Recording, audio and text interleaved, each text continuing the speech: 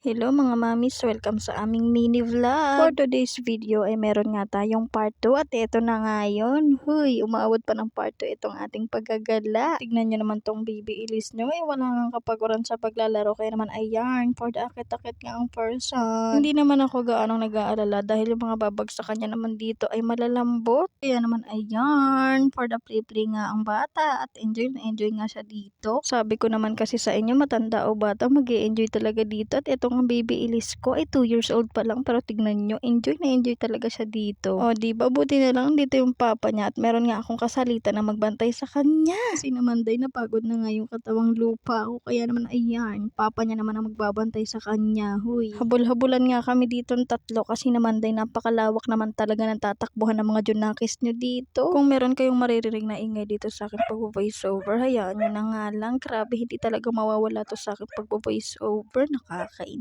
Dahil meron nga rin dito at bola. Syempre, di mawawala ang bola kapag may ring. Huy, hala. Nag-enjoy nga dito si Josawa kasi naman napakahilig sa bola pero yung bola walang hilig sa kanya. Charot.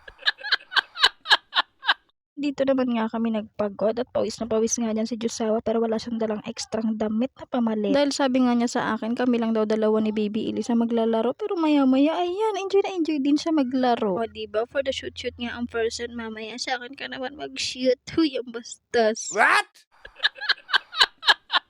O diba, hindi halatang nag-enjoy si Josawa dito. Grabe nga ang pawis niya. Pagtapos nga niya dyan maglaro-laro, mag-shoot na ball. Hindi nga ako nag-enjoy kahit hindi naman ako marunong mag-basketball. Kahit hindi ka marunong mag-basketball, basta mag-e-enjoy ka dito. Game na game. Dahil napagod nga ako, magpapahinga nga muna ako dito sa Gedli. Habang nagpapahinga nga ako, ayan, biglang tumakbo nga itong bata at gusto nga umakit-akyat. Kaya naman ayan, for dago nga ulit ang mima nyo. Kasi naman day, hindi pa siya napapagod. Kaya naman ayan, for the habol-habol nga sa batang itong makulit. Meron na naman nga siyang nakita mga bola dito. O diba, dala-dala pa rin niya kahit saan siya magpunta. Buti na nga lang hindi niya nadala nung pag-uwi namin. Charis!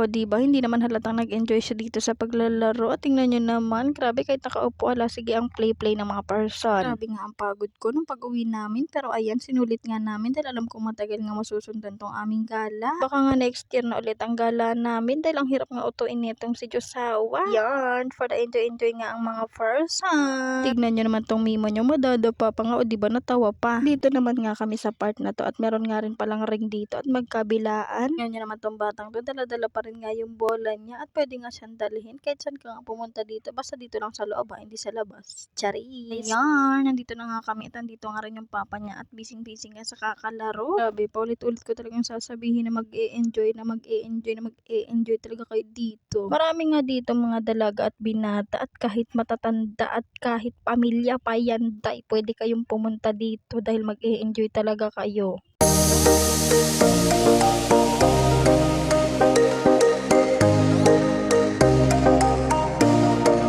Tingnan niyo naman tong bata, wala nga kapaguran sa paglalaro. Hala, sige, ang takbo-takbo niya dito, day. Ito naman ang mima nyo, outfit check yarn. Abangan, may part 3 pa nga itong paggagala.